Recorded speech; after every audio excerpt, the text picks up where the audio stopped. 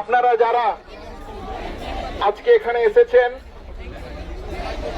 রানী রাসমণি রোডে শিয়ালদা থেকে ধর্মতলা মিছিল করার পর আপনারা যারা সমবেত হয়েছেন,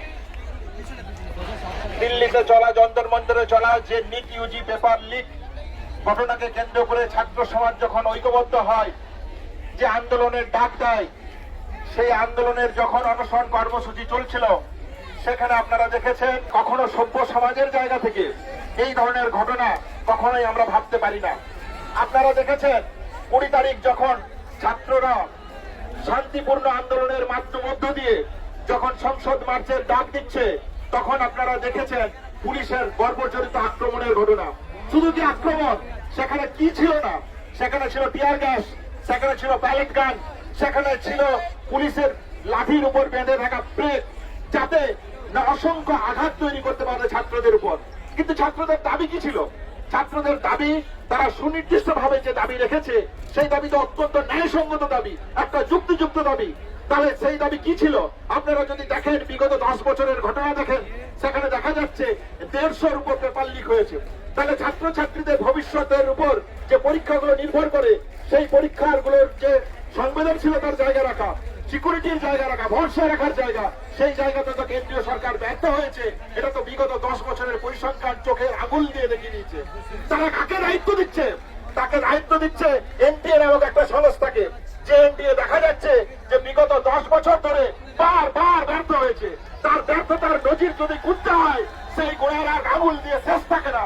তাহলে আর কত নির্লজ্জতার উদাহরণ সৃষ্টি করলে আপনাদের মনে হবে যে আপনাদের এনটিএ ব্যর্থ হয়েছে? তাহলে সেই ছাত্র জনতাই তো দাবি তুলছে এনটিএ কে বাতিল করা উচিত। এই দাবি কোথায় ভুল, কোন অর্থে ভুল, কিভাবে ভুল বলে আপনাদের মনে হয়?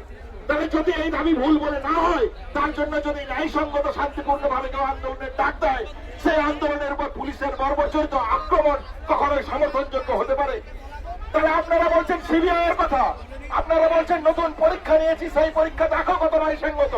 তাহলে আমাদের তো কিছু প্রশ্ন ভেবে দেখা উচিত, অতীতের দিকে অনুসন্ধান কিছু করা উচিত।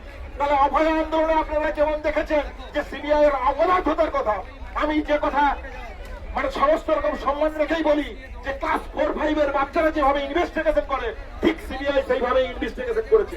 আপনারা আসুন পেপার লিকের ঘটনায় সিবিআই এর ভূমিকাকে নিয়ে দেখুন। 2024 সালে যখন পেপার লিক হয়, বিহার সরকারের পুলিশ মন্ত্রীরা তারা বলছেন যে সুনির্দিষ্ট ভাবে আমরা একে মূল অভিযুক্ত বলে মনে করি। সিবিআই 5টা চার্জশিট দিচ্ছে, সিবিআই 5টা চার্জশিট দেওয়ার পরেও দেখা যাচ্ছে মূল অভিযুক্ত যে সে বেকসুর খালাস হয়ে বেরিয়ে যাচ্ছে। তাহলে এই তো আপনার পুলিশ প্রশাসনের ভূমিকা। কালকে প্রধানমন্ত্রী জি এসে বলছেন যে আমি ফাস্ট ট্র্যাক কোর্ট গঠন করব। 2024-এর তো বিচার পেপার লিকের বিচার করলেন, তাতে মূল অভিযুক্ত বেকসুর খালাস পেয়ে যায় কেন?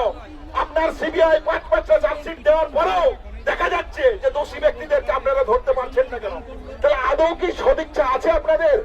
আদৌ কি আপনারা পেপার লিকের ঘটনায় যারা অভিযুক্ত তাদেরকে ধরতে চান, না আপনারা চান না? তাহলে আমরা দেখেছিলাম যে অভয়ার ঘটনায় ন্যায় বিচারের ক্ষেত্রে যেখানে একাধিক ব্যক্তি জড়িত, কথা আমরা বারবার বলেছি, সেখানে বাকিরা গ্রেপ্তার হচ্ছে না কেন? তাহলে সিবিআই এর অপদার্থতা সেখানে যেভাবে বিদ্যমান, ঠিক আজকের দিনেও ঠিক সেইভাবেই বিদ্যমান। তাহলে এই তো আপনার ভূমিকা। আপনার পুলিশ প্রশাসন কোথায় দোষীদেরকে গ্রেপ্তার করছে? মে মাসের যে পেপার লিকের ঘটনা, সেই পেপার লিককে কেন্দ্র করে সিবিআই কি এখনো চার্জশিট দিতে পেরেছে? সিবিআই কি এখনো মূল অভিযুক্তকে ধরতে পেরেছে? তাহলে এখনো তো এই প্রশ্নগুলো প্রশ্ন চিহ্নের মতোই আছে। তাহলে আপনার ফাস্ট ট্র্যাকের যে ঘটনার কথা আপনি বলছেন, শুধুমাত্র ক্ষোভকে প্রশমিত করার জন্য এই ধরনের পদক্ষেপ।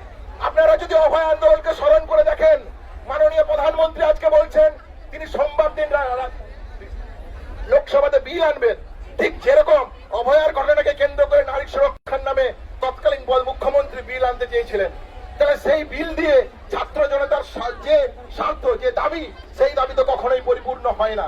এ কথা তো আমরা দিনের আলোর মতন দেখেছি। তাহলে এই পরিহাসের মধ্য দিয়ে থাকার কোনো মানে হয় না। তাহলে আজ ধর্মতলার বুকে যে ছাত্র সমাজের মানুষজন ঐক্যবদ্ধ হয়েছেন, এই ঐক্যবদ্ধতাকে একটা সুনির্দিষ্ট যতক্ষণ না দাবি আদায় হচ্ছে, সেই দাবি আদায়ের দিকে আমাদের এগিয়ে যাওয়া প্রয়োজন। আমাদের যে কোচ, আমরা মনে করি এনটিএ বাতিল হওয়া উচিত। আমরা সুনির্দিষ্ট ভাবে মনে করি যে শিক্ষামন্ত্রী ধর্মেন্দ্র প্রধানের পদত্যাগ হওয়া উচিত। আমরা সুনির্দিষ্ট ভাবে মনে করি যে ভারতবর্ষের যে শিক্ষা ব্যবস্থা, যে স্কুলগুলো শূন্যতার মধ্যে চলছে, যে শিক্ষা ব্যবস্থা ধ্বংসের মুখোমুখি দাঁড়িয়ে আছে, সেই শিক্ষা ব্যবস্থার আমূল সংস্কার হওয়া প্রয়োজন আছে।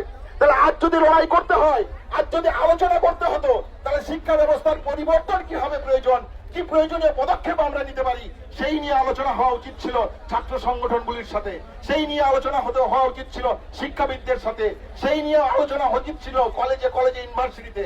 আর আমরা দেখতে পাচ্ছি আমাদেরকে আলোচনা করতে হচ্ছে যে তোমরা দুর্নীতি করেছো মেনে নাও।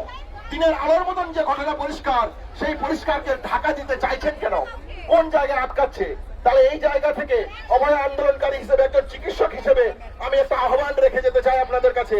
আপনারা ভেবে দেখবেন যে যেখানে পারছেন, যেভাবে কোন কমিটিগুলো অভয় আন্দোলনকে কেন্দ্র করে গড়ে উঠেছিল, যেভাবে ছাত্র জনতা সম্পূর্ণরূপে এই আন্দোলনে নির্বেশিত হয়েছিল, ঠিক সেইভাবে এই দাবিগুলোকে সামনে রেখে প্রতিটা মানুষের লড়াই করা উচিত।